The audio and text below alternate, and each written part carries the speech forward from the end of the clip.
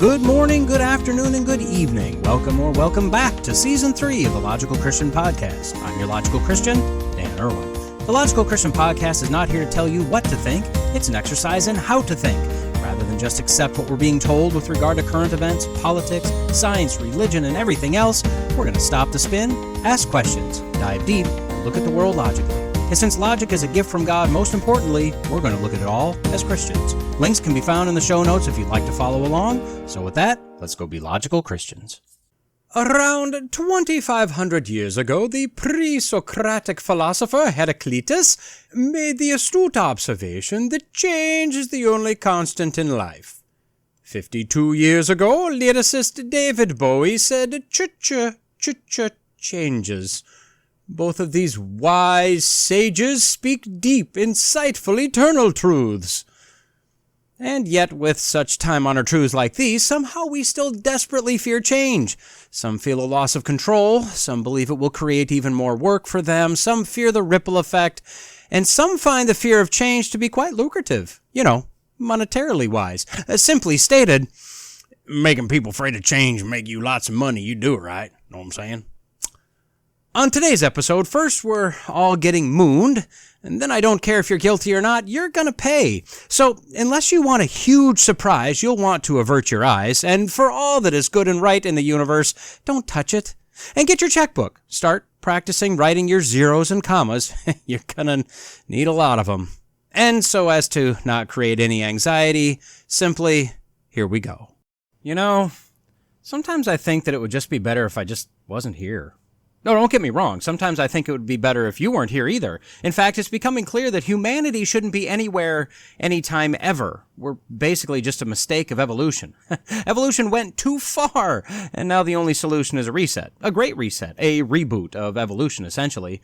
I mean, not of microorganisms or fish or birds, reptiles, mammals, whatever duck-billed platypuses or platypi are, bacteria, vegetation. Just a reboot of human evolution, and maybe Canadian geese, because something went horribly wrong there. Those things are just evil. As we're told by every green organization, every green policymaker, the global elites, the leftists in general, there are just too many humans. We're consuming too many resources. We're emitting too many emissions. And generally, we're just kind of a plague or a virus on this planet. If it wasn't for us, forests and rainforests would thrive, the water would be clean, the sky would be blue and pure, animals would be happy, healthy, and abundant, and generally everyone would be happy. Except for the humans, who simply must be eliminated.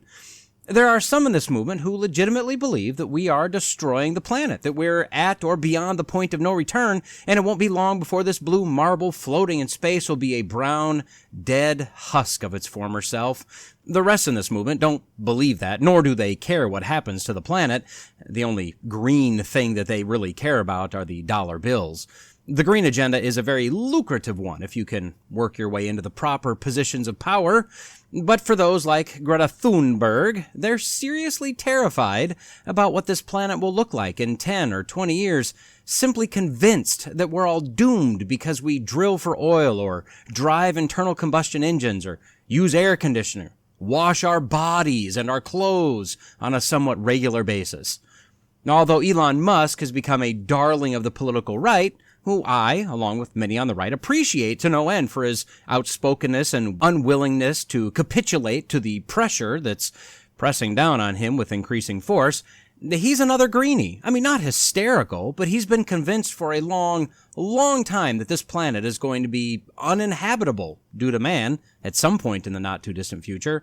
I mean, that's the sole reason he started SpaceX. It's sending up satellites, launching missions to the International Space Station, and everything else he does is just really extras. His goal is to make a way for mankind to get to Mars, to set up a colony there, because he believes this Earth is on its final legs, and he wants to try to help at least a remnant of humanity to survive. But at least for the most part, I'm likely preaching to the choir here, at least I'd imagine I am. You know that we're destroying, or we've destroyed the planet already. You know that we're a scourge on this floating orb. You know that if it wasn't for humanity evolving, evolution could have thrived, or something. But the Earth isn't enough for us. Our insatiable thirst for destruction apparently knows no bounds. Now we've apparently broken the moon. Now, what has the moon ever done to anyone? Nothing. That's the answer. The moon ain't done nothing to nobody. Well, with obvious exception to those who have been brutally murdered by werewolves, of course. Found on Prevention via yahoo.com, headline, Scientists think we've officially entered the lunar Anthropocene. Now, an Anthropocene is quite simply a proposed geological epoch dating from the commencement of significant human impact on Earth's geology, landscape, limnology, and ecosystems. Including but not limited to anthropogenic climate change. At least that's how I would define it off of the top of my head, and also via the Wikipedia entry for Anthropocene. So the lunar Anthropocene is the epoch, the time in history when man has made a significant impact on the moon. Those who determine, or at least purport to determine such things, say that this new lunar epoch may have begun in 1959, when humans first contacted the surface. Well, when the Soviet Union's Luna 2 spacecraft, smashed into the surface of the moon. This article begins with a very simple thesis statement. Quote, when humans get involved in places they weren't invited, things start to change. The moon is no different. You can almost hear the moon weeping as the ominous music plays. Curiously, they hyperlink the word moon, and it takes us to an article from March 11th, 2020, entitled The Most Incredible Photos of March's Super Worm Moon. This seems like an odd thing to link to, but who am I to say? Now, this study has been undertaken by a team at the University of Kansas who have decided that man is, quote, one of the most dominant forces shaping the moon. And I'd say, of course we are. When you say that we're one of the most, well, if we've done literally anything to or on the moon, we constitute one of. I'd also have to ask, who else is impacting the moon? There's, space stuff that may impact the moon from time to time, and man-related items, and that pretty much rounds out the list of things that are impacting the moon. But these researchers are concerned. There have been more than 100 spacecraft interactions, apparently, over 64 years. So there. They link the word spacecraft, and it brings us to an article from March 30th, 2017, entitled, NASA is building a spacecraft that will fly into the sun's atmosphere. I'm not sure the author of this article, Mr. Tim Newcomb, understands what he's doing with links. Generally, if you link something, it should be relevant beyond simply a common word. But that's neither here nor there, I guess. We're talking about the survival of the moon here, people. Come on, focus. Quote, this idea is much the same as the discussion of the Anthropocene on Earth, the exploration of how much humans have impacted our planet. Justin Holcomb, the study's lead author, said in a statement, the consensus is on Earth the Anthropocene began at some point in the past, whether hundreds of thousands of years ago or in the 1950s. Similarly, on the moon, we argue the lunar Anthropocene already has commenced, but we want to prevent massive damage or a delay of its recognition until we can measure a significant lunar halo caused by human activities, which would be too late. Okay, now you tell me what he was saying there.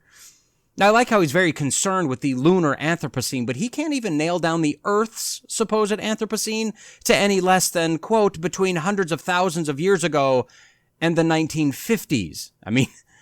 Buddy, that's quite a large range there.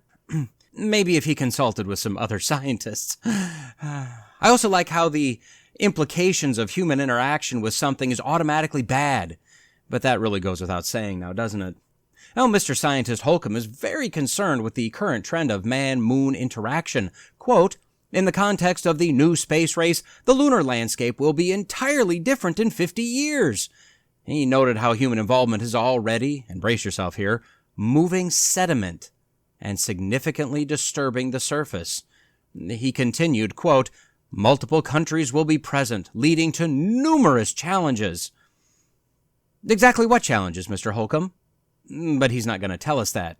Just trust him. It'll be numerous. That we know for sure. So why has Holcomb and the gang decided to make a declaration like this, especially now? Don't we have enough problems without adding more? Won't somebody think of the children?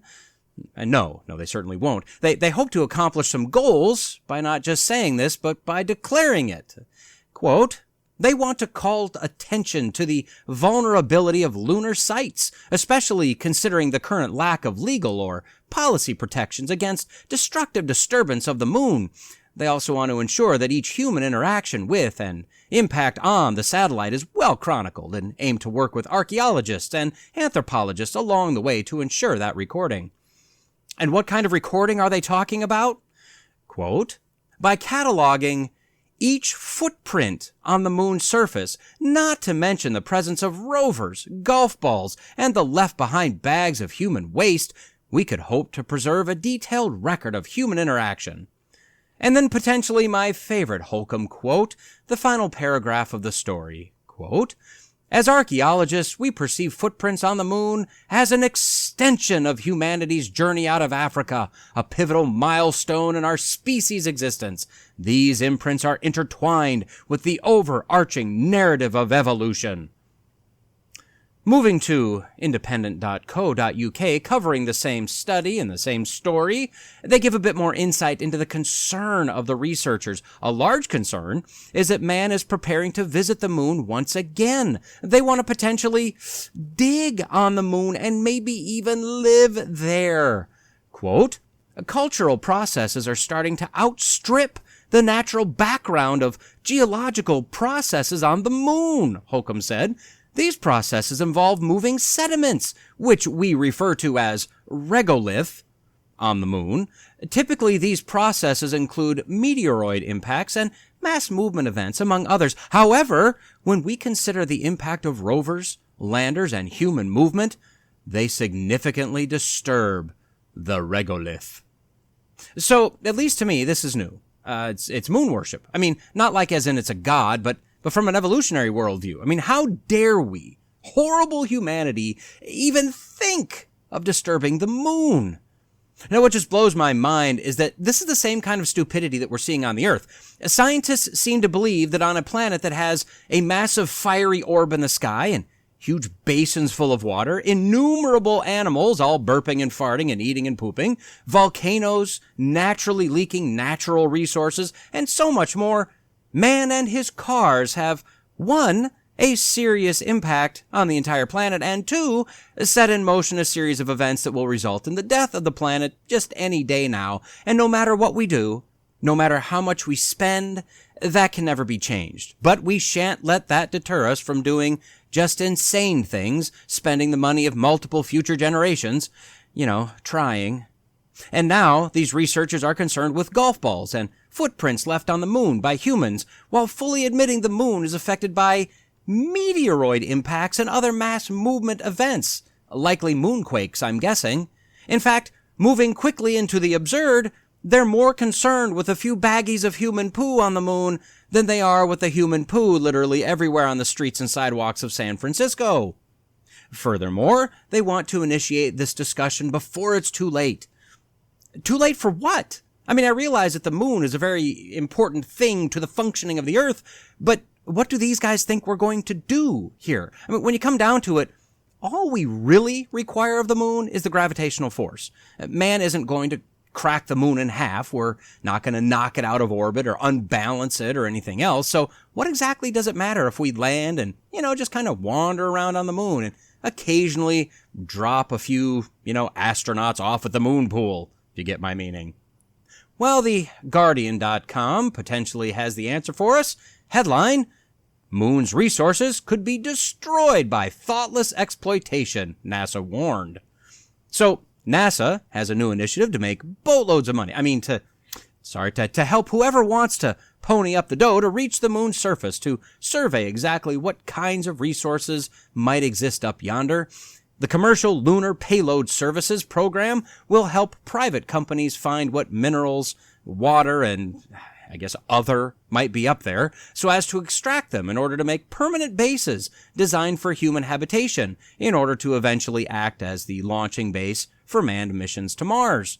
Now, astronomers who would actually like to explore Mars, if we're being completely honest here, believe that if we continue down this moon path, the, quote, unrestricted rush to exploit the moon could cause irreparable damage to precious scientific sites, gravitational wave research, black hole observations, studies to pinpoint life on tiny worlds that orbit distant stars, and other research could be jeopardized, they say. And how? I have no idea. They don't say. They just know that just like scientists know we're destroying the Earth, and No, we don't ask how. They know we're destroying the moon as well. And also don't ask how. Now, please don't tell me that you don't care about gravitational wave research or tiny worlds orbiting distant stars. Please tell me that you're not the callous and cold-hearted monster that they paint you as. It's not that these astronomers are anti-moon base, right? I mean, they just want to protect very important sites. Professor Richard Green, an astronomer from the University of Arizona, said, quote, "A few deep lunar craters have been discovered to have been shrouded in shadow since the moon formed billions of years ago. The sunlight has never reached their floors, and so they are unbelievably cold, probably only a few dozen degrees above absolute zero, and that makes them scientifically very valuable." And these sites are great for building very specific types of observatories, but they're also regions that might have super cold ice that might hold the secrets to the moon, and more importantly, might hold the secrets and the keys to the eventual appearance of life on Earth so many zillions of years ago. And that article goes on and on and on, and then it eventually does end. But before it does, it talks about something with regard to getting the UN to modify some treaty, which I think I speak for all of us when I say the more we can get the UN to make global, universal, and interstellar policy, the better. Am I right? Yeah, I'm right. Look, I got to ask the question, what are we doing here? How much time, treasure, intelligence, and resources are we wasting on things that, just aren't going to happen? Or maybe they just shouldn't happen? I mean, look, I love space. I love spaceships, always have. But what's the point in all of this? Are we really going to build habitations on the moon? No, I'm not afraid to throw it out there and say, no, it's very, very unlikely. Could a few people live temporarily on the moon? Well, yeah, probably. But we're talking days, maybe on the outside months. But we're not talking about years. And we're definitely not talking about permanently. And what resources do we think we're going to find on the moon to build these bases? And if we do find, let's say, iron ore, are we going to build the infrastructure to process that ore on the moon so that we can build the infrastructure to build bases? The International Space Station took 36 space shuttle trips, not to mention other launches by various agencies, to build it, and has been under construction since 1998, with the latest module being delivered in 2021. That's 23 years and counting. Admittedly, it's huge, but it ain't that huge. And it's definitely not an infrastructure to live in permanently or to launch rockets from. And it's not able to sustain itself. There are, 3, 4, 5, 6 supply missions per year? Something like that, maybe more. How long would it take to shuttle? Well, we don't have a shuttle anymore, or any plans for a shuttle. We don't even have a reliable lander at this point. How long would it take to move materials to the moon and construct them, etc., etc., etc., and Bob's your uncle? Let's gather resources, harvest crops, and build and launch rockets to Mars. Now, some might call me skeptical. So are we going to send manned missions to Mars? No, we're not. I mean, that's a 7-month trip from Earth, with Earth to the moon being a mere 3 days of that trip. Now, I know that we can launch faster and easier from the moon than from the Earth, so you'd pick up probably a few more days in addition to those 3. But as I said, that's once we build the infrastructure on the moon that can assemble, fuel, and launch these massive rockets. We're just not going to do that. And let's just say that, hypothetically, we do build all the infrastructure on the moon to launch a manned mission to Mars. Why? I mean, how much will all that cost, and what do we hope to find? The International Space Station has cost us about $150 billion. I say us, I mean us by the globe, thus far. And what have they done? Well, some may say a lot. I'm looking at nasa.gov at and just note, it's not stated as the top or the best or the most well-known, just the 20 breakthroughs in 20 years. They list disease research in Alzheimer's, Parkinson's, cancer, asthma, and heart disease.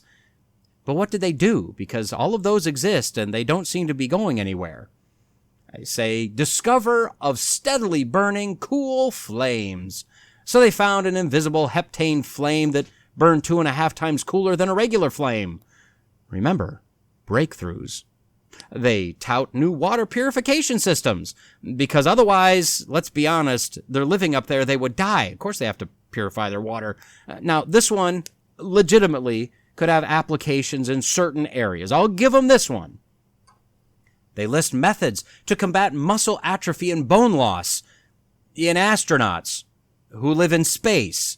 Now, this may be a breakthrough, but if they weren't living up there, this wouldn't be needed. They list exploring the fifth state of matter called the Bose-Einstein condensate, which was discovered on the Earth 25 years ago. And so then a few years ago, they did it in space too. Breakthroughs. And they list stimulating the low Earth orbit economy. Somehow this space station being up there has helped in launching satellites and putting them in orbit around the Earth and something. I don't know. They don't say how, but they just say it has. And the list goes on. And I'm sorry, but half of the list wouldn't be on the list if they weren't up there in the first place. And the other half seems to be, well, not really breakthroughs. Again, some may, in addition to calling me skeptical, also call me cynical. It really comes down to the same thing it's come down to for a long time now. We're hoping to find the same thing these astronomers think they're going to find in super cold ice on the moon, the secrets to life. Do you know how wealthy we'd be as a planet if we'd stop following a godless evolution-based worldview? How much time, money, and resources have we spent to desperately try to prove there is no God? And they'll never do it because they're wrong. Their hypothesis is flawed from the start. They're chasing shadows here. Now we continue. The first of these commercial lunar payload services launched on January 8th, the Peregrine Mission 1. Now, this was an American-made spacecraft, so you know it's good, built by Astrobotic Technology. This craft and mission was first announced over 7 years ago in 2016 with the goal of landing on the moon. In addition to the 5 high-tech, undoubtedly high-cost instruments that NASA sent on this mission, many private companies and organizations paid to have their payloads included on this launch as well, which were comprised of scientific experiments, a rover, cryptocurrency products, whatever that is, and commemorative plaques and capsules. Additionally, 2 companies, Celestis and Elysium Space, have also sent cremated human remains, or cremains, in the lander, as well as other forms of human DNA. The Celestis payload in the lander included the cremains of around 40 people, including science fiction writer Arthur C. Clarke and Star Trek creator Gene Roddenberry. Now, who really cares, you might be asking? Well, the Navajo Nation, of course. And why? Well, because the moon is sacred to the Navajo Nation as part of their cosmology. And if human remains are placed on the moon, well, sir, that would desecrate the moon and, quote, be an affront to many indigenous cultures which revere the moon. Now, to the credit of the Celestis CEO, he said, yeah, who cares about that? I mean, not in those words exactly. He basically said, look, I hear you. I understand what you're saying. I disagree, so we're just going to go ahead and do it anyway. Don't worry, though, the native indigenous Indian American people of semicolor got their way in the end, and I think we've all learned a valuable lesson about thumbing our collective noses at the Native American moon god and or gods, as the Peregrine 1 has failed and will no longer be able to reach the moon. Yeah, they have plenty of battery power. No massive battery fires yet, but they're leaking gas, much like the car of a friend of mine in college where when we got out after riding around, we smelled like raw fuel and were probably high. And I'm sure that this leaking gas, both my friend's car and this lander, or I guess it's a floater now, was or is probably destroying their respective environments or something. At the rate of the leak, it no longer had or has enough propellant to land on the moon, only able to keep the solar collectors pointed toward the sun, at least for a while, to keep the batteries charged, to stabilize the craft. Now, to their credit, they've turned on some of the instruments. They're gathering what little data they can, if for nothing else, than to salvage something from this failed mission.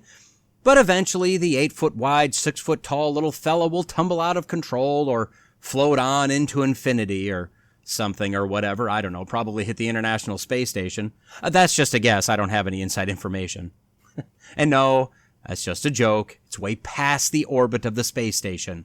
It'll probably hit some alien craft, and then we'll have a galactic war, which is just not what we need right now. So anyway, the Navajo Nation wins this round, until the War of the Worlds at least. But don't worry, we'll send more dead guys to the moon soon enough, or more guys to the moon soon enough that, if on a lander like this one, we'll be dead trying to get to the moon. Now, I know that back at the beginning of the space race, those astronauts knew that they were taking a chance of dying every time they climbed aboard a rocket. The space shuttle showed us that space travel can be safe and reliable. except that statistically it's one of, if not the most unreliable pieces of equipment ever built in history, but for obvious reasons, as it was doing just amazing things in unbelievable conditions.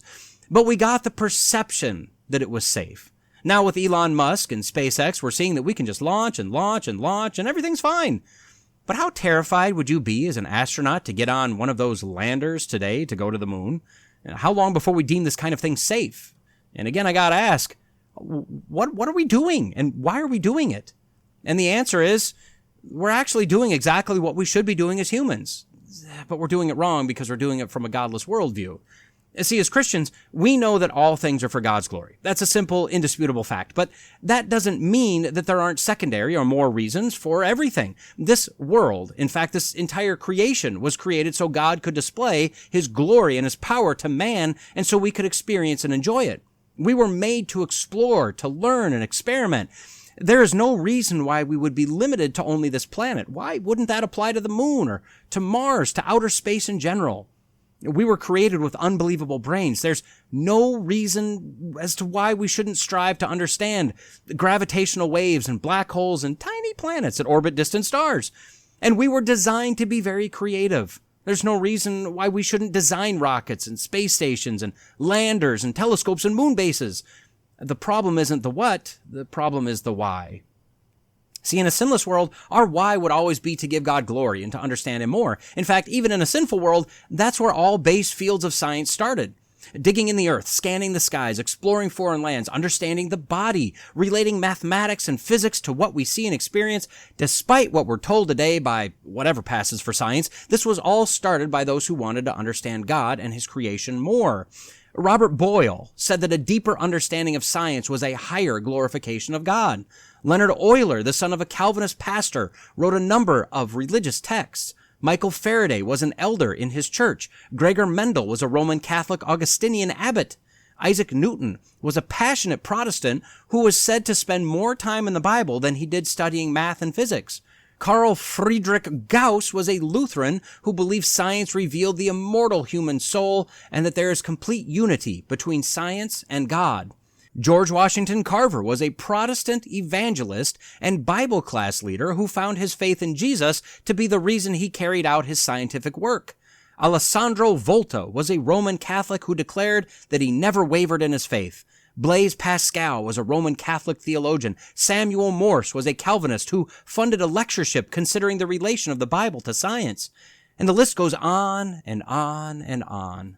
If it wasn't for Christians wanting to discover the glory of all the observable and the inner workings and the principles of God's creation, who knows where we'd be today?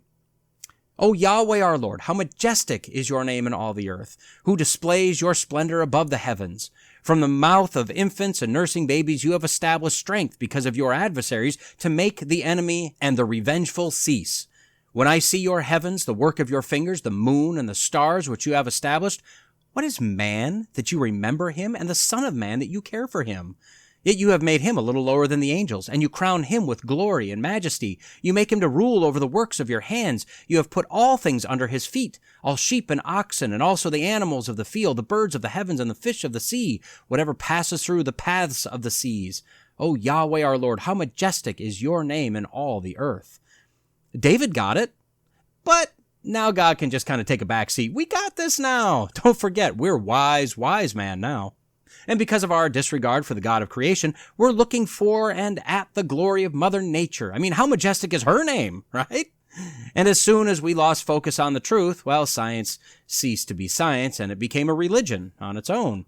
We, man, are now the pinnacle of evolution and also the biggest mistake evolution has ever made. We're the only beings that can save a dying planet. And we're the reason the planet is dying. We have the perfect plan to escape what we've destroyed here, but we're going to destroy everything else in the process, apparently. So in answer to the question, what are we doing? Well, we're wasting our time, money, intellect, and energy striving to prove there is no God. Imagine with me, if you will, the amount of good we could do in this world if we redirected those resources to helping those in third world countries. Or what kind of discoveries could we make if we focused on curing diseases? Now, these are things they're allegedly doing in the International Space Station, but did we have to spend whatever we spent to do this kind of work up there? Now, how much time and effort would we save in exploring this planet and other planets and moons if we weren't concerned that we were going to destroy the climate or kill a non-existent sign of life somewhere, in a super cold piece of dark moon ice? Rather than working to prove that there may be a microbe somewhere on some tiny distant planet, why don't we work to prove that it actually is a living human baby in the womb of the mother? But science isn't science anymore. Truth is subjective. There's no logic or reason as to what's considered important and what isn't. Man has proclaimed himself to be wise outside of the truth of God, and as a result become foolish. Now, although we can see the handiwork, the eternal power, the divine nature of God through what he's created, we choose to suppress the truth and ignore what's right in front of us and worship the creation rather than the creator. And as a result, we'll continue to find articles like this one. Man concerned with foolishness, disconnected from reality, truth, and logic, unable to understand that they are not doing science, they're worshiping at the altar of nature. We'll also continue to waste the tangible and intangible resources God has blessed us with in order to, tirelessly, diligently work to prove there is no God. And there will be a handful of scientists, some openly so, some closeted, that will continue to work and design and experiment and research for God's glory, not for man's. And that's what we're called to do. We may not, and realistically we will not, be able to change the trajectory of the religion of science in our current reality, but individually, whatever we eat or drink, whatever we do, we should do it all for the glory of God, whether in word or deed. We can do all things in the name of the Lord Jesus, giving thanks to God the Father through him. For from him and through him and to him are all things. To him be the glory forever. Amen. A number of years ago, I went through a phase where I was telling people not to fight things being called racist. Now, I didn't agree with what was being said, and despite my own advice, I did call out the all too common cries of racism over things that nobody anywhere ever with a clearish mind, stable-ish emotions, and an intelligence level slightly north of a houseplant would see as racist. But my point was that we just kind of needed to let this burn itself out. Time and time again, I said that if we let it go, eventually everything will be racist, and then nothing will be, and it'll just all kind of reset itself. Moral of the story, don't listen to my advice. That was stupid advice. Found on the collegefix.com headline, 72 things higher ed declared racist in 2023. Now, let me break that headline down for you just a bit. This is a compiled list of 72 things that have been declared racist, but these 72 things were all declared racist in the single year of 2023. That's about one thing every 5 days that's now racist. And this was just looking at higher education, colleges and whatnot. And if you just dig all the way into the third sentence of the article, you'll find that these were 72 things that the College Fix reported on in 2023. So, they didn't report on everything. You know that outside of academia, there were even more things declared racist. So how many things are declared racist in a year? I don't know. Maybe my advice is still good here, but my timing's bad. I kind of thought it would have burned itself out by now, but I guess a daily declaration of this is what's racist today isn't quite enough for people to be done with this nonsense yet. Now, I don't want to spend all of our time covering the entire list of 72. I actually have a related topic that I want to focus on, but we need to understand the background in order to see where we're going next. So just for yucks, let's take a look at some of the things that these various storied centers of higher education determined through, I'm sure, rigorous analysis to be racist. All of these can be found linked in the article, as well as the entire list, with many more of them linked to other articles. So if you're really a glutton for punishment, you can find the link for the main article in the show notes below. Headline, Professor on not wearing a mask in 2023. Still racist, ableist, and classist. Oof, that's a triple whammy right there. So this came from a professor at the University of British Columbia in early 2023 who said that it's still racist, and also ableist and classist, to wander around without a face mask. That's despite masks never actually doing anything, no science to back up the claim that they could ever do anything against the virus, no proof that they ever did anything to help with the spread of COVID, no pandemic, really. I mean, I know, yes, sure, it was declared, but not really, though. Now, a Twitter tweeter made the comment that COVID most greatly impacted the BIPOC, that's the Black, Indigenous, People of Color community, and that those living in Asian countries typically masked up prior to COVID anyway. Then added, quote, "Once again and always, white people, you do not get to say what is or isn't racist. Stop speaking for and over BIPOC. Learn your place, sit down, shut up, and listen to us. Your white saviorism is killing us. Whiteness is a problem. Oof." Dr. Amy Tam, the professor in question, who is Asian, with pronouns of she, her, just in case anyone cares, which nobody does, agreed with the tweet, adding that yes, we need to reinstate indoor mask mandates because COVID is not over. So wear a mask or else you're racist. And if you're white, shut up, I guess. And no, that's not racist for her to say, apparently. A headline: U of Minnesota Anti-Racism Center says white supremacy to blame for Tyree Nichols' killing. Now, you may have forgotten about this one, but this was the case of a black man who was beaten by police officers in Memphis, Tennessee on January 7th. He died 3 days later. Side note, the police officers were also black. The Center for Anti-Racism Research for Health Equality from the School of Public Health at the University of Minnesota put out a statement that read in part, quote, "Due to structural racism, law enforcement inflicts disproportionate brutality against black people in Minnesota and across the United States. The killings, terror, and oppression are a direct result of anti-black racist attitudes, policies, procedures, and leadership that pervade our institutions." And I think we can all agree that the white supremacist black cops are just the biggest racist black haters of them all. Headline: "Clean pantries are racist and sexist," Loyola marketing scholar. Cleanliness apparently is no longer next to godliness. No. Quote, "Cleanliness has been used as a cultural gatekeeping mechanism," professor says.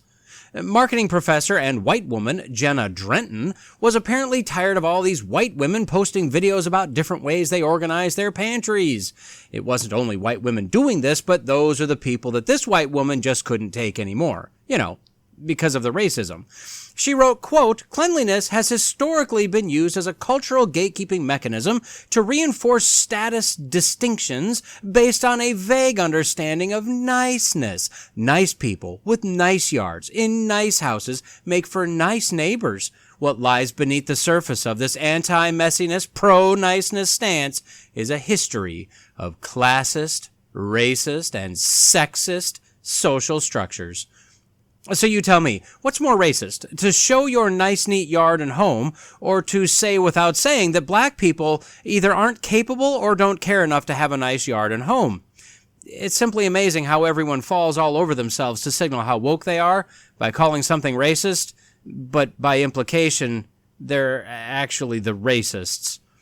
Moving on. Headline: U Florida class examines white terror in Frankenstein and other classics.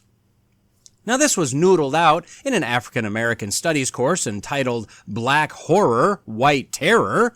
The course, taught by Professor Julia Molenthial, a black woman, uses, quote, "materials on whiteness, black feminism, and queering personhood."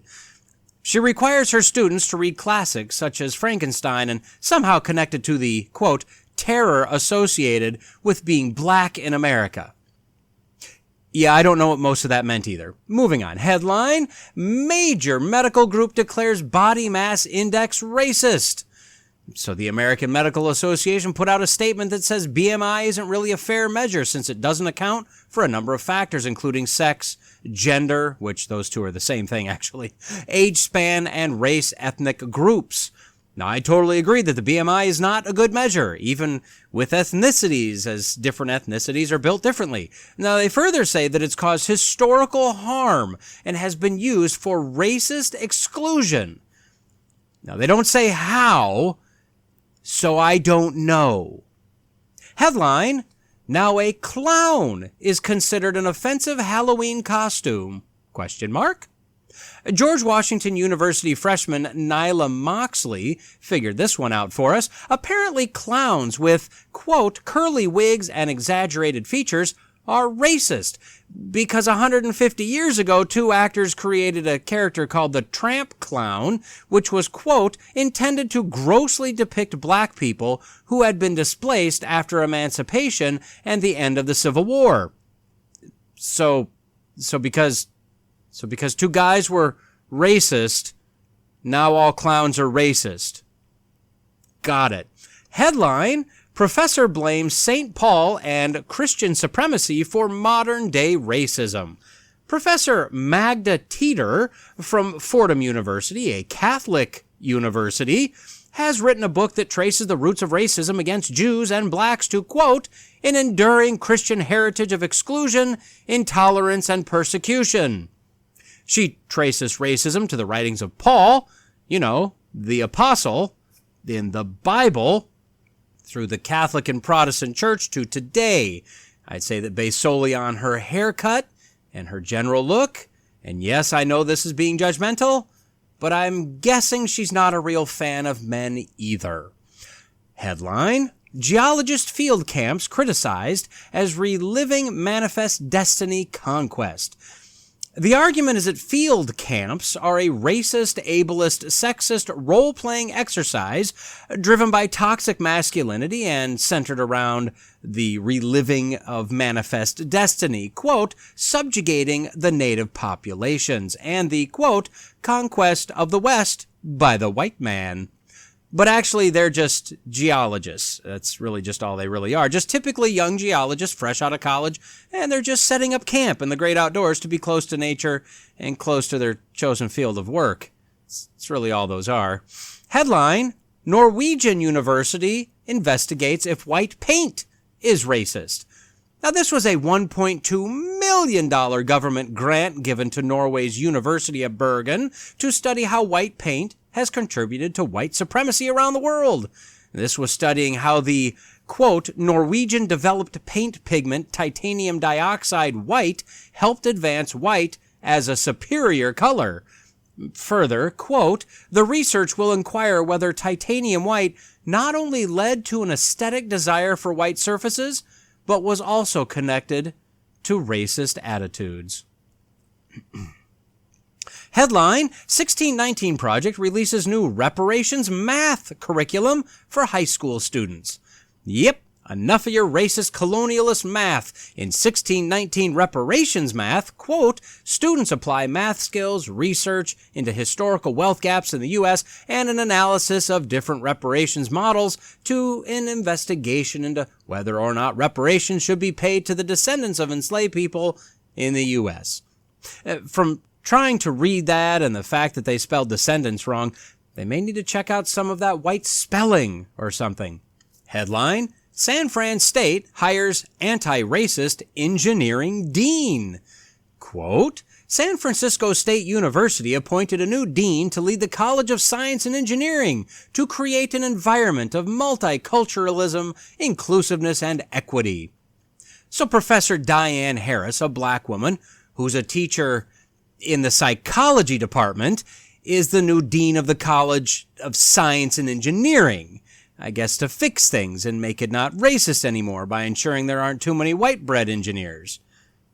One more. Headline: Harvard student newspaper calls new 200-word limit on admissions essays racist. Now, Harvard has implemented a new limit of 200 words for their 5 required application essays, and this quite obviously caters to those from highly privileged backgrounds. According to the editorial board of the student newspaper, the implication is that only whitey has highly privileged backgrounds, and they state that students, implied would be non-white students, can't condense their lives down to just 200 words. Boom, racist. And there are, just so many more, but we got to keep moving or we'll never get through the end of this segment. So what is the answer for all of this racism that's just embedded and systemic in our country and world and very souls? Now, some may say, this is all stupid. Well, you're racist. Some may say that we just need to grow up. Boom, racist. Some may say that races don't exist, only one race. Okay, right-wing, gun-toting, Bible-thumping racist. Some may say, well, who cares? What some may say, you're all wrong and you're all racist. And just because you got more melanin in your skin than us pasty whiteys, if you're on board the racist train, well, you're a white supremacist too. No, the answer is clear. It's money. But they don't say it like that. It's money in the form of reparations. Yeah, yes, that's the magic word. You can think of SpongeBob in the meme there, the little cardboard box, talking to Squidward as he opens his hands, making a rainbow, and rather than saying imagination, he says reparations. That's the magic word. Found on Axios via MSN.com from January 9th of 2024. Headline: The reparations movement is having another movement. I think I might go have a movement. Quote, a growing number of states and local municipalities are launching task forces and programs to examine possible reparations for Black American descendants of enslavement and Jim Crow-era discrimination, a once fringe idea that's increasingly going mainstream. Kathy Hochul, the Witch of New York, no, I'm sorry, I'm being told she's the governor. I guess we'll just have to agree to disagree on that. Anyway, Hochul is the latest to create a panel to study reparations. She joins California as the next most recent to try to figure out how much people should be paid for being a correctly melanin descendant of a person who was enslaved at a time in the past. Or maybe not. We're not really sure. A civil rights attorney, Areva Martin, said, quote, Black Americans continue to feel the intergenerational impacts of slavery and of the historic injustices that have occurred since then. It is due time for compensation and redress. And I'd have to ask, do they? And also, is it? Now, this specific civil rights attorney is Black and is listed as, quote, an award-winning civil rights attorney, sought-after on-air legal commentator, and nationally recognized children's, women's, and disability rights advocate, dubbed America's Advocate. I mean, you can just feel the intergenerational impacts and historic injustices that this attorney is dealing with just on a day-to-day basis. We should start a GoFundMe for her. Now, apparently she represents Black families, and remember, we must capitalize the word Black, but not the word white, for reasons. She represents Black families who apparently had their homes burned in the 1960s in Palm Springs, California, in the name of luxury tourism. Now, looking into this, I think she's in the right for pursuing this lawsuit. I have some caveats, but I think this lawsuit, at least in concept, is a good one. Now, I don't want to go in depth, but I'm sure your curiosity is piqued as mine was. Basically, this constituted a 1 square mile section of land called Section 14 in Palm Springs. Now, as the rest of Palm Springs was growing and developing, this section was staying mostly untouched, just a bunch of homes inhabited by Blacks, Mexicans, and members of the Agua Caliente tribe, who were the owners of that land and also other sections in Southern California. Now, apparently developers and the city wanted this land as they wanted to continue developing and growing, but the people who lived there didn't want to sell. The loophole was that many lived in houses that didn't have any modern accommodations, so the city was able to evict residents for not having homes that were up to code. Now, it appears that there was some hinky stuff going on there as well, as the city wouldn't run utilities into that section. Kind of makes it hard to bring a home up to code if you can't hook up to what would bring your house up to code too. Something like that. Additionally, there was a new conservatorship and guardianship program with court-appointed conservators thrust upon the tribe because they're just silly Injuns, I guess, who now managed their finances and leases for them. These conservators started terminating leases and evicting more of the residents. As if this wasn't bad enough, these mostly low-income families were given only 30 days to move out. But many of them didn't even receive the notice, and they weren't given the 30 days before their stuff was thrown out on the street while they were at work or otherwise gone, and the houses were dozed to the ground and burned by the time they got back home. Now, I'm not sure that I see this being done for racial reasons. I think that's more of a coincidence, to be honest, but the reality is that these families were forcibly displaced. It took until 2021 before a formal apology was issued to those affected directly or descended from those affected. In the apology, Mayor Christy Holstedge called it a, quote, city-engineered Holocaust. I'm probably not sure I'd go that far, as a Holocaust by definition is a mass destruction of life, and as far as I could find, this didn't involve anyone being killed or dying at all. So maybe a bit dramatic and over the top, but she was right to issue an apology. The lawsuit is seeking north of $2 billion for the 500 or so plaintiffs, which works out to about $4 million per plaintiff. So is that fair? Maybe. I don't know. It's not for me to say. But as I said, I think this is a worthwhile lawsuit. Now for my caveats, the Axios article only mentioned that she was representing black people. What about the Mexicans in Agua Caliente, if they're still around? I'm not sure. Maybe she's representing them as well, and I just didn't find it. More importantly, let's say she wins this lawsuit. Who pays the settlement? I mean, the money would come from the city, sure, but the city isn't a money-making organization, and I really doubt they're going to do any sort of bake sale to raise $2 billion. Now, the money would come from taxes, right? Or more accurately, the money comes from the residents who pay taxes, most, if not all of whom, had nothing to do with this. So is that fair? Again, that's arguable. It should really fall on those who perpetrated this atrocity. But if it was the city that did it, is there a way that doesn't increase taxes, that doesn't negatively affect the people of the city? Like, I don't know, canceling pointless pet projects that can pay for this? Again, no idea. But what you're seeing is a microcosm of the problems inherent with the concept of reparations. Further, does this equate to reparations for slavery? Well, I think that's a real stretch. And I think Axios knew that as well, as they jumped straight from a single sentence about the Palm Springs thing to, quote, how we got here, meaning the current reparations discussion. Following the murder of George Floyd in 2020, state and local governments began taking a serious look at how reparations could help black Americans make up lost ground. Okay, hold up. George Floyd wasn't murdered. Yes, I know, I'm a bad person for saying that. Probably racist. Hey, oh well, all right? The reality is that George Floyd, per the coroner's report, died from his drug use. Now, did the police use excessive force? Maybe. I don't know. I wasn't there, but let's just say maybe. Did that cause him to die? No, it didn't. There was a very good chance his overdose would have killed him regardless, whether on the way home after passing his counterfeit bill or in the back of the cop car where he first started complaining that he couldn't breathe, or wherever else. But more to the point, how did we get from a single, I believe, actionable incident in Palm Springs in the 1960s to George Floyd to reparations for black, never enslaved descendants of former slaves deserving money from white, never slave-owning descendants of slave owners? And even if we all agree that former slaves should be paid by former slave owners, how is that now black paid by white through the government, who is totally not criminal in their own right, via taxes coming from every color and ethnicity in the United States? I'm not understanding. But they explain. Apparently the 2020 social justice, mostly peaceful, cities on fire, raping, murdering, no-go zone protests drew attention to the systemic racism. In March of 2021, Evanston, Illinois started distributing checks of up to $25,000 to each eligible resident for housing, either to purchase, pay down a mortgage, or make improvements on, and they're calling that reparations. Funny thing is, this was first passed in 2019.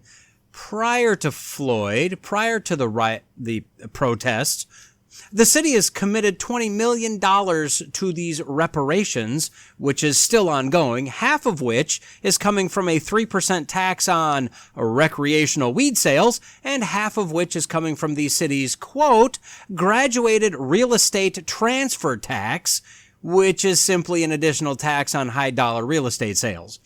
So the city of Evanston, Illinois, City Council, voted 8-1 to start this process with the justification of, quote, repairing the ongoing harm that systemic racism has caused Evanston's black residents.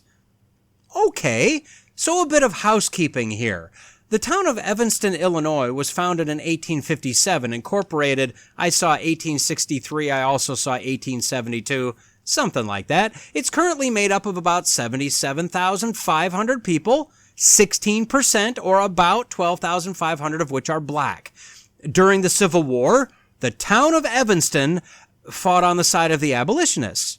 Now, I did a search for any sort of civil rights era riots in Evanston. I didn't find anything there. Pray tell, what are they reparationing for exactly? I found one website that says the Evanston police have been systemically racist for decades, but their budget keeps getting increased anyway. Now, what have the police done racistly? They don't say, so just shut up about it. Are you racist in a systemic way also? Why are you asking?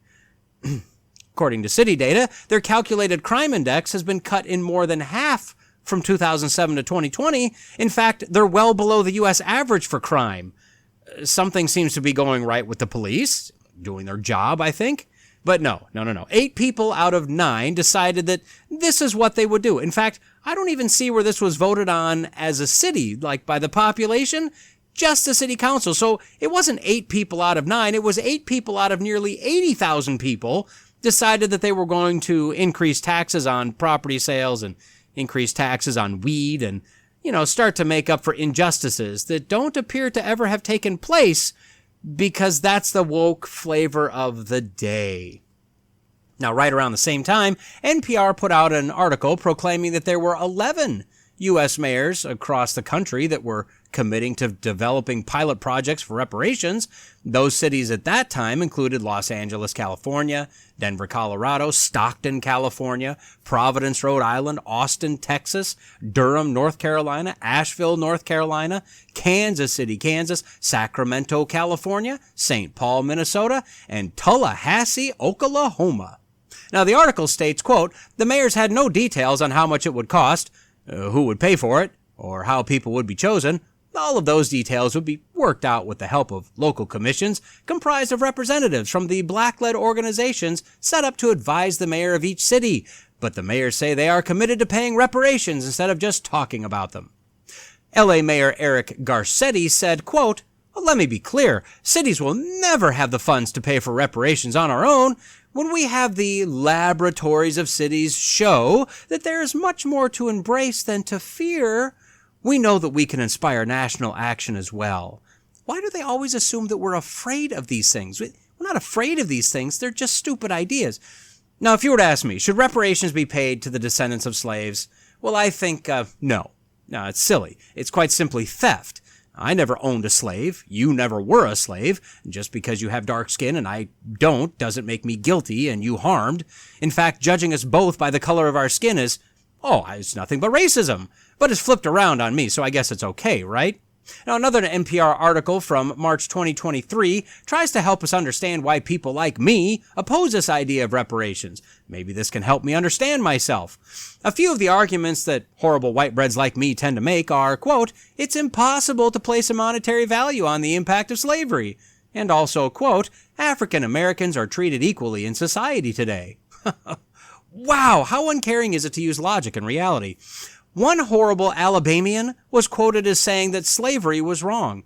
Racism is a sin, but, quote, the generation that would be paying for it have nothing to do with what was done in the past, and then you're paying people that have nothing to do with it in the past. But that's just stinking thinking. I think we all agree with that. See, the problem is that we honkies and honkettes are just ignorant. We seem to think that there is near equity in society. Former Yale social psychologist, now at Northwestern, Michael Krauss, who appears to be younger than me by a little bit and I'm not really sure, maybe Pacific Islander descent, maybe some Asian background, I can't really tell. He said, quote, it doesn't take much work to understand that black people continue to be discriminated against in the job market, housing, banking, and other areas. He's come to believe that some, speaking of white people, consciously or not, are avoiding information they might find uncomfortable. So, are we? Are black people really discriminated? Because I work in the world. I've been a member of multiple global companies. I've interviewed for many others. It's almost like there are laws set up against, discrimination like that.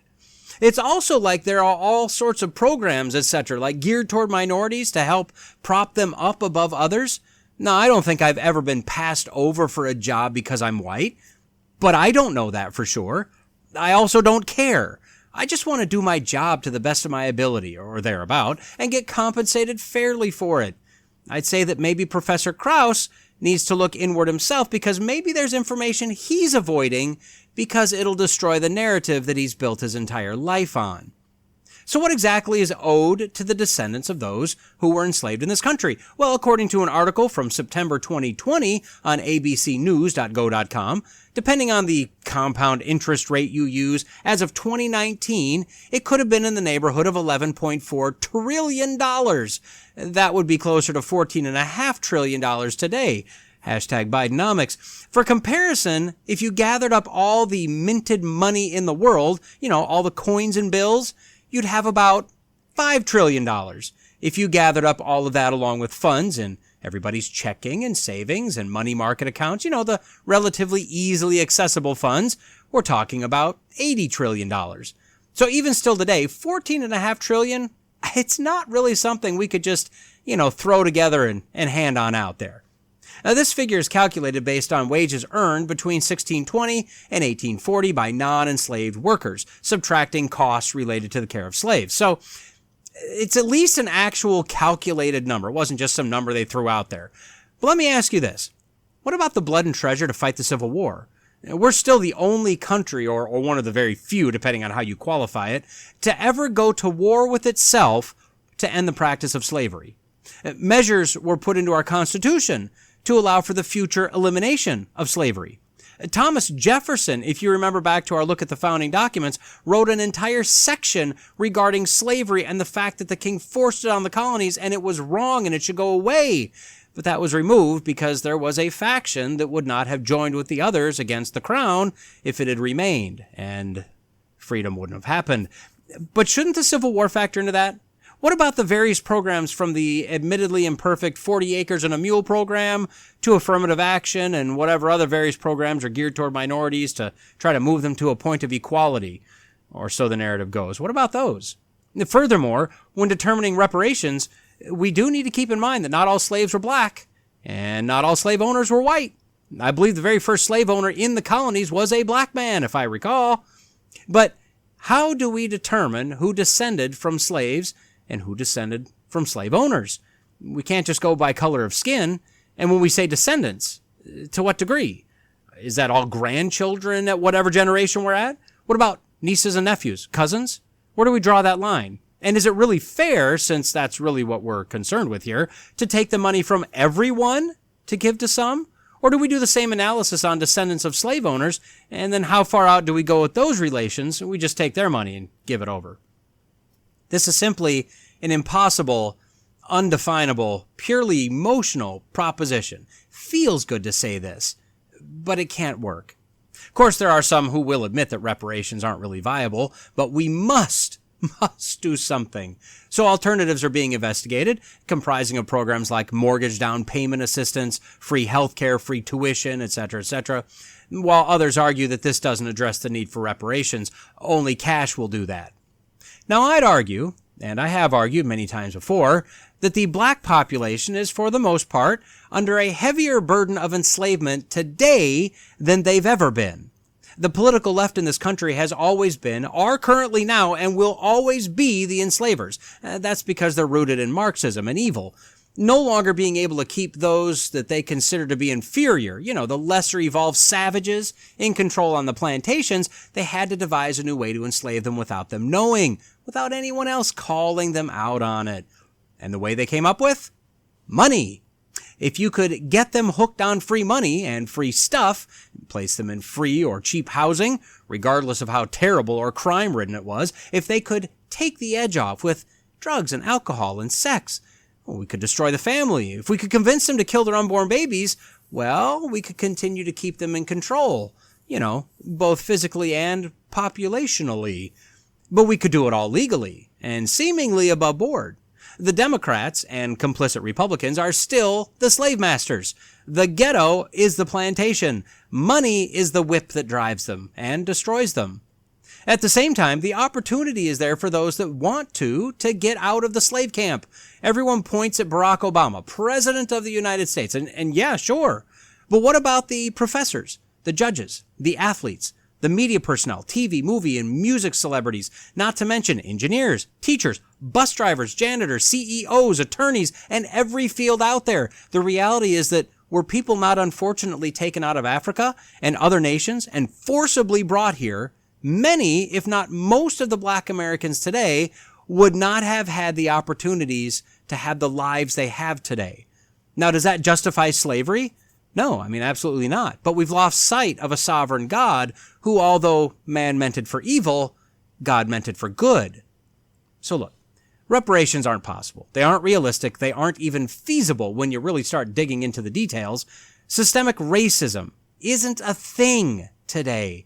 Sure, there are racists from all ethnicities to all ethnicities, but systemic racism toward black people or anyone just isn't a real thing anymore.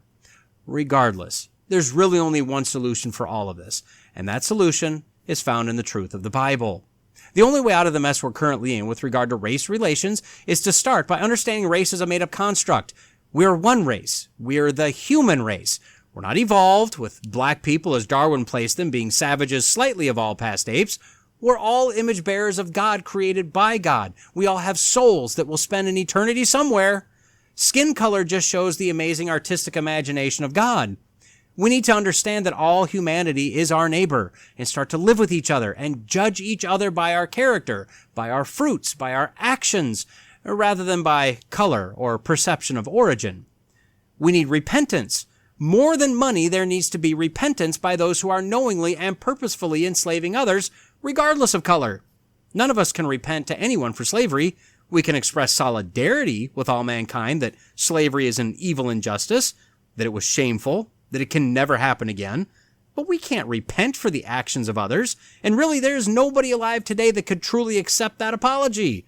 And from a human standpoint, speaking of injustice, we need justice. Those today who are knowingly keeping others in an oppressed state need to be brought to justice. And capital punishment isn't off the table, in my opinion. As, countless lives have been and are being destroyed by what our government has done and is doing. And before we go completely dark, we need forgiveness. Money won't make it better. Vengeance won't make it better. Genuine repentance and sincere forgiveness are the only things that could ever remove the burden that it seems so many are carrying. And as I said, that applies to today, not centuries ago. The injustices of the past need to be turned into lessons, warnings for the future, and nothing more. And as I said, we need to correct our understanding about God. God was no more absent or out of control with regard to slavery than he was during the Jewish Holocaust, or is during a massive hurricane, or a cancer diagnosis, than he is with the birth of a newborn baby, or the flowering of the fields, or a financial windfall. Job, one of the oldest books in the Bible, shows a man who lost everything but his life, and at points he probably would have gladly given that up as well had God required it of him.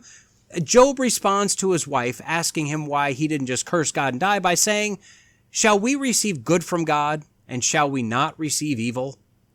Job, in a position that I'd argue none of us have ever found ourselves close to, knew that God was sovereign, that God had the right as the creator and owner to enact his perfect will upon his creation, as he does every second of every day in all of history. Job, although clearly not full of joy, was full of reverence. God was God. Job was not. Yahweh, through Isaiah, said, "I am the Lord, and there is no other. I form light and create darkness. I make well-being and create calamity." We Christians have this misconception that God is in control of the good, but not the bad. That's Satan or something. We seem to think that God has one facet to his being, but that's not biblical, nor is it logical. God is in complete control of every atom in all of creation at all times. Not even for a split second does God relinquish control of who we are and what we do. Slavery was not a surprise to God. He didn't struggle to figure out what he could do about it.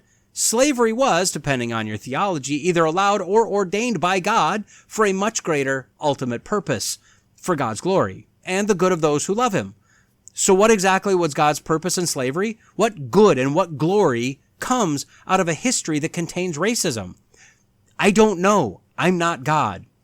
Now, I fully believe that in glory we will understand how all the tragedy, pain, and tears interlock with all the joy and happiness and triumphs, creating the final picture of God's glory and our good. But until then, all we have are puzzle pieces. As time goes on, as history keeps building, we get more and more pieces. But we don't know what the final picture is supposed to look like. We don't know how many pieces we're supposed to have. We don't know how to fit the pieces together, and we're working by old-timey oil lamp, not a floodlight. We're told in Psalms that God's word is a lamp to our feet and a light to our path. Putting that in context of the times, we see only a few steps in front of us at a time. That's all, and that's all we need to see. God, however, created the entire puzzle. He's got the picture. He's working in perfect light, knowing exactly what pieces are and what pieces are yet to come. The only way to move past a history with racism, a history of slavery, a current culture of modern-day ghetto slavery, is repentance by those who need to repent, forgiveness by those who can forgive, and justice enacted upon the guilty.